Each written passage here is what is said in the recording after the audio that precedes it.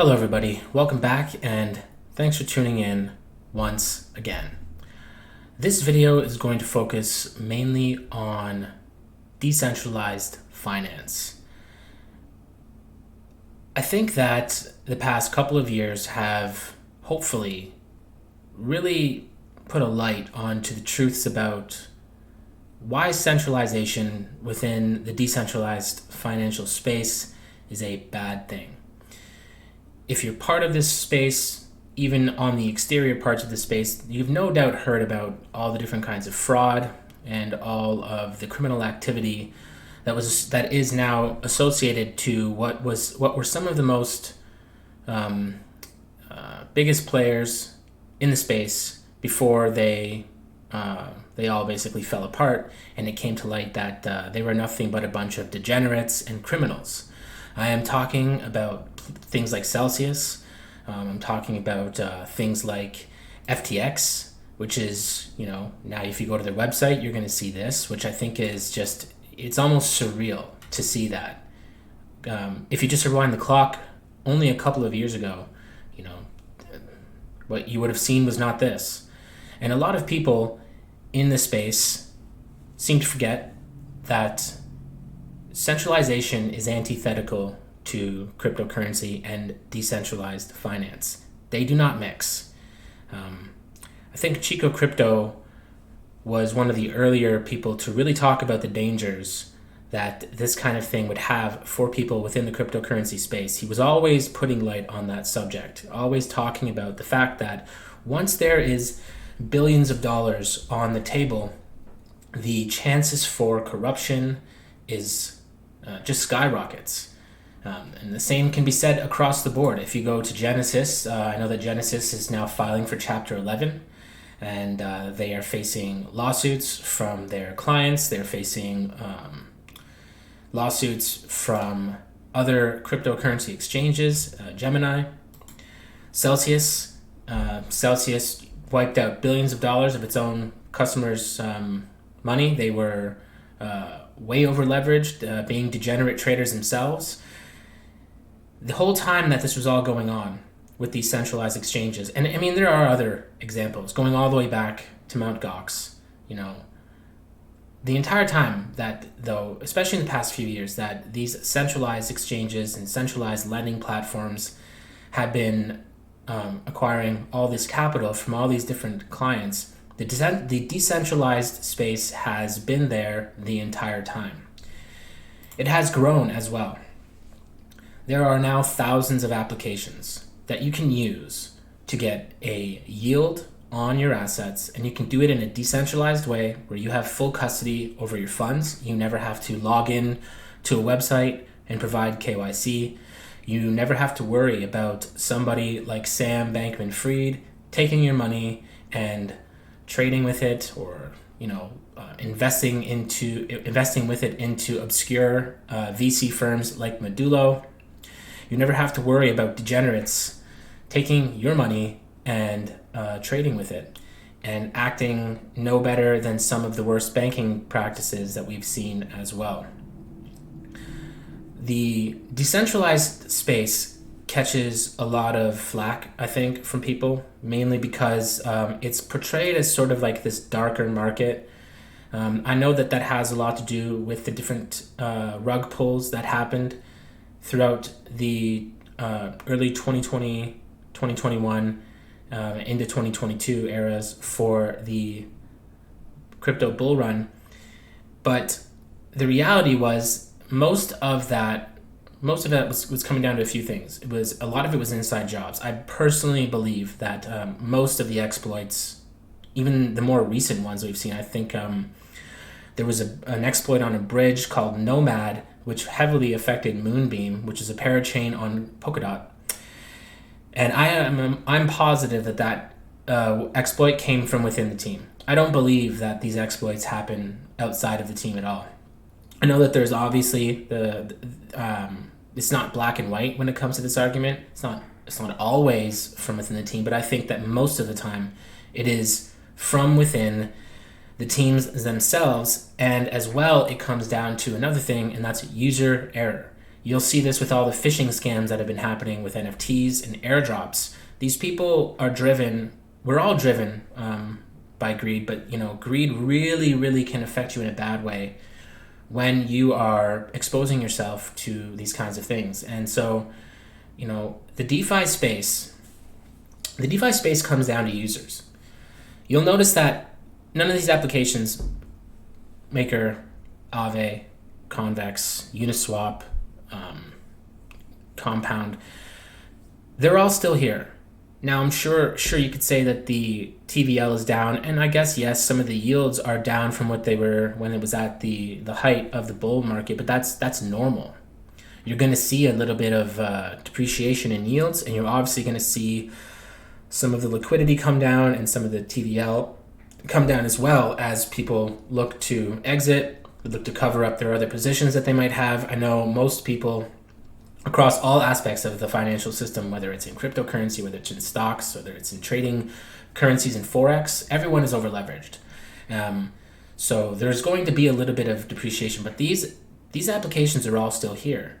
They have survived this past couple of years, and they're not falling prey to the same types of things that you're seeing with the CEFI, with this centralized finance wannabe DeFi stuff that we've seen in the past year especially. And I knew that when the next bear market showed up, because the party was never going to last forever, that a lot of this would come to light. I knew it in my bones. I tried to tell people, I tried to tell my friends that were using FTX to be very wary of it. I never trusted Sam Bankman-Fried. I felt like he was sort of celebritized within the crypto community, very much like some of the other people that run major exchanges and other major lending platforms. The crypto community has a problem with celebritizing devs, celebritizing these CEOs, and then they end up investing just based on the name market value of somebody, which is not good, because you're investing in the idea of investing in the idea of something. You're not investing in something because of a very good fundamental reason. And this is why I've always pushed people that I know that are either getting into cryptocurrency or that are in cryptocurrency to use the decentralized financial applications that are available and start getting used to the idea of self-custody. There are some exchanges that have stood the test of time, of course. I think Binance has done very well. Kraken has done very, very well. Gemini. But again, this doesn't mean that they aren't going to be exposed to other potential bad actors within the market. I know that the Terra LUNA fiasco affected Gemini quite a bit, and as well as it led to the subsequent destruction of other centralized financial things that were dealing with cryptocurrency. And so even if they're not generally engaged in a massive amount of fraud or degenerate trading themselves, they might be exposed to something that is. And again, you can say the same thing for liquidity within DeFi, but the difference is that liquidity and the TVL is entirely controlled by the users, the people that use these applications themselves. And so decentralizing that power, really, really levels out the exposure. And it's the reason why, again, that these decentralized applications have survived this crypto winter, and they will continue to go on. And when the bulls come back, this is where I think that most people will end up turning to, because they've stood the test of time. Trust is everything in cryptocurrency. It's the reason why Bitcoin has done so well over the years. Ultimately, Bitcoin is just a ledger, and it has stood the test of time, and it's built a vast amount of trust. The same thing can be said for other major cryptocurrencies like Dogecoin and Ethereum. They have a trusted ledger. Ethereum also has the benefit of having applications built on top of it, and it sort of spawned the whole, token world, and it led to the NFT world. But these are the things I believe that really separate the market apart in general, and that is that the centralized space will always show itself for what it truly is, and that is totally corrupt, driven by bad actors who ultimately are either degenerates or criminals or both. And I think that that's showing its ugly face now. when it comes to using DeFi, I think another wall for people, or a hurdle, is that it appears to be complex and kind of convoluted, and that it requires a bunch of effort to get your money into an application and get it, and then be controlling the yield on it. And I think that that's exactly what things like Celsius, especially, were sort of playing to. Things like Genesis were playing to. They were giving you that kind of quick, fast, sort of 2-click option to just get your money into the market, get a yield on it, and not think about it. It does remind me a lot of BitConnect, actually. And again, you saw how that turned out. And I think this appeal to what is basically laziness is another way that they get people. And I think that that's a reason why so many people got burned by these centralized financial applications originally. And self-custody is the most important thing when it comes to cryptocurrency. You should be practicing self-custody no matter what. Even if you're buying cryptocurrency from an exchange, you should be getting it off that exchange immediately, and you should be putting it into cold storage. You should maybe, I guess, if you want to trade cryptocurrency, that is kind of different, though I don't support any kind of leverage trading, and I'll never point you towards a centralized exchange for trading in general. If you're going to trade, you can use DYDX, which is another decentralized application which allows you to trade. You're not going to get to trade every single token that's out there, but you're going to get to trade a lot of tokens that's out there. And again, this allows you to do this in a decentralized way. There is no KYC. You're not going to have to worry about some degenerate like Sam Bankman-Fried sitting there and taking your money and trading with it, or somebody like Caroline Ellison, who is another degenerate that was part of that company, trading with your money. So it's a good way to avoid that. I've been using decentralized finance since the days of like ETHLend, which eventually became Aave, and I've been very excited about it. And I was hoping that when the DeFi space really took off, and we saw funny things like YAM and Yearn Finance and all this yield farming hit the market, that we would get kind of a rebirth of people interested in getting their money off of exchanges. But it was like almost the opposite happened. And I think that the centralized financial elites, they recognized that, and they capitalized on it, and they built companies like Celsius, and they built companies like Genesis. FTX took off, and it was a way to sort of pull people away from this new this rebirth of interest into DeFi.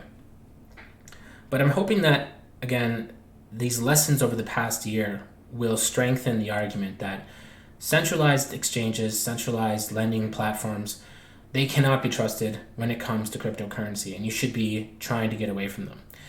I personally have been using, like I said, DeFi for years now. One of the DeFi applications I've been using since would have been early 2021, no, actually early 2020, was Mstable. This is it's a stablecoin financial application. It allows you to lock up your different kinds of stablecoins into a basket, and you'll get a yield on it. At the moment, the yields are pretty low, but at one time I believe it was I was getting a really decent yield, maybe 15 or 20%. But it's going to fluctuate. It's going to change. There is no guaranteed anything when it comes to investing, or when it comes to getting a yield on your assets. It should actually fluctuate. It should change. It should bear resemblance to the market. You shouldn't be getting 20% or guaranteed 15%, especially during a bear market. That should be a major red flag. But again, I think this plays into the greed factor for people that are looking that it appeals to the side of your mind where it's too good to be true, but yet for some reason people shut that off, and they fall prey to more of these scams. I do like Mstable a lot. They've been very consistent. It's very easy to use.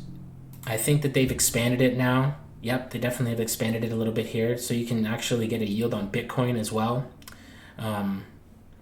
Different other stable coins.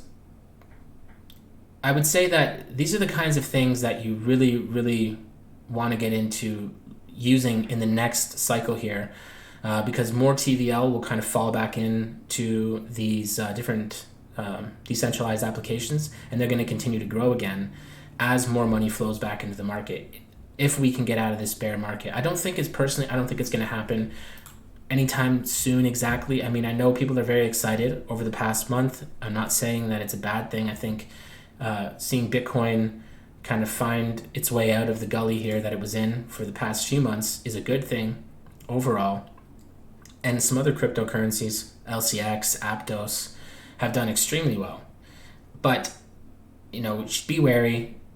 Don't FOMO into things, right? We're still not out of the red just yet, especially considering the geopolitical issues around the world. Another DeFi application that I've been using a lot for about the past year now is this Moonwell application. Now it does run on 2 different chains at the moment. Now these are both parachains within the Polkadot Kusama ecosystem. Moonwell Apollo is running on the Moon River parachain, which is part of Kusama, and the Moonwell Artemis, which is more recent, is running on the Moonbeam chain, which is a parachain for Polkadot. Again, it's very similar. You're going to get, it's a lending and borrowing application, so you can supply assets to the protocol and it will then lend them out. You will get a return on your position. This project is actually pretty interesting. It has some very interesting backers behind it as well, decent tokenomics, and has actually maintained a pretty decent amount of TVL despite the massive sell-offs that we've seen, the liquidity crunches that we've seen across the market. It's actually done very decently. You can find out more about this just by doing some of your own background research. Hit up their Telegram. The people there are pretty decent. They actually have a very formal Telegram, which is something I like. It's very much less degen than I think you're going to find in terms of other ones. And so if that's not your thing, I mean, hey, you can stay away from it. But it's what I prefer. I think that getting away from the whole degen space and that whole mentality that surrounded that is a good thing, because it was very toxic and it didn't ultimately do anything good for the environment or the cryptocurrency sphere in general, because it does push normal people away from ever getting into it. A lot of people do use Telegram as a way to kind of gauge things. And if a new person is coming into this space and they come across something like some of these more degen chats that we were seeing in Telegram, especially in the early parts of the most recent bull run we just had, they're just going to step away from it because it's too much for the average person. So please check out these DeFi applications, because I think that these ones and some of the other ones that, again, you can find just by using Dapps Radar. Just go to the main website here. You click on Explore Dapps, and it's going to take you and show you all the different Dapps that you can find on all these different blockchains that exist, and find one that appeals to you. Or if you're holding one of these assets that you bought from an exchange, get it off the exchange. Start using your own wallets and practicing self-custody, and learn how to get a yield on your assets outside of the centralized system, because it's not going to play out well long-term for most of these centralized systems. And I think that we're going to see more fraud come to light as the years go on. I know people they always question Binance and whether or not they're solvent. They have stood the test of time pretty well. But imagine Binance goes down to like what happened with FTX. Imagine how many people are going to get hurt from that. And I just want people to think about that as we go into this next kind of couple of years within the cryptocurrency space, and ask themselves, like, what kind of losses is it going to take for people to really understand that centralization has no role in the decentralized space? How much losses is it going to take? How many people are going to need to get burned before people realize that truth? That's all I've got for today. I just wanted to quickly talk about DeFi. I'll make more of these videos kind of as I go along here that stress the importance of decentralized financial applications. I might do some walkthroughs on how to use them if people are kind of struggling there. You can leave me a comment in the comment sections. Tell me your thoughts on this. If you have experienced some losses while dealing with either rug pulls within the Uniswap space, or if you've been burned by NFT phishing scams and other kinds of airdrop scams, or your thoughts on what happened with decentralized financial space and whether or not I'm missing the point here, or if I'm on point when it comes to the dangers of centralization and it mixing with the decentralized financial space. Other than that, if you enjoyed this video, you can leave me a like. Consider sharing it with your friends, and if you want to see more content like this, please subscribe, and I will catch you guys on the next one.